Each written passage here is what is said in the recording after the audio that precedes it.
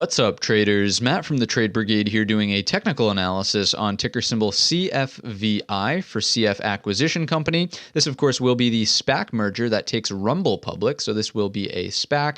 And on the left-hand side, as always, we do have the daily time frame, and on the right-hand side, the 30-minute intraday time frame. This will also be an update. We talked about it on Friday, headed into Thursday, and a bit of a turnaround, obviously making a momentum move higher in the afternoon session from Friday. Some things linked with the, Donald Trump SPAC as well. And if we turn on the after hours session, right, it's pretty apparent that in the post market, the momentum sort of carried forward and we're trading right back up towards these highs. Not at them, but certainly within earshot. So let's go ahead and throw on the overnight high as of right now. Do remember that a lot can happen between now and 9:30, so please adjust accordingly. And let's also say that the anticipated open will be here, closer to 1334. While we're at it, we may as well mark off the high of day from Friday. We're going to turn that off and talk in terms of scenarios now on the 30-minute. It's easy enough to do here.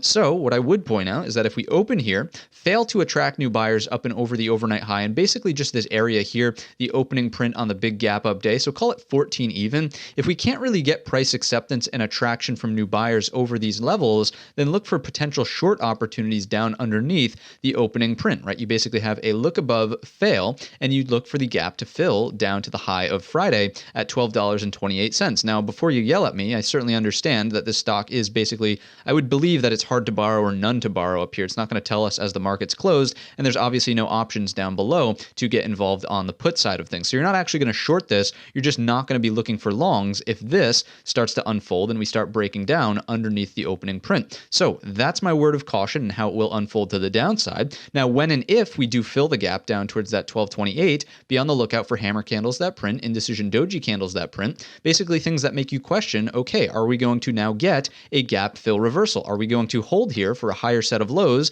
in which case flip long over the highs to retarget the opening print and then the overnight high? That's how that trade would unfold. If we do something like this out of the open, we open here, big bull flag gets put in, we're getting price acceptance up towards that 14, fine, look for a breakout up and over these levels, the overnight high, to get us back into the true all-time high here, 1438, and then potentially blue sky territories after that. But we would need like a huge momentum style move for that to happen. I would watch for volume to be on par with what we saw on Friday afternoon, maybe a little bit more conservative underneath. So, that's roughly just shy of 10 million shares per 30-minute bar. If that wants to be the case, then fine, watch for the breakout. But if volume is anything less than that, I would watch for either sideways or potentially lower to fill the gap, as we mentioned earlier on in today's video. That's going to wrap it up. If you enjoyed it or learned anything new today, let me know in the comments section or by giving the video a thumbs up. Don't forget our main channel is linked in the description. And all of that being said, I wish you a green trading week.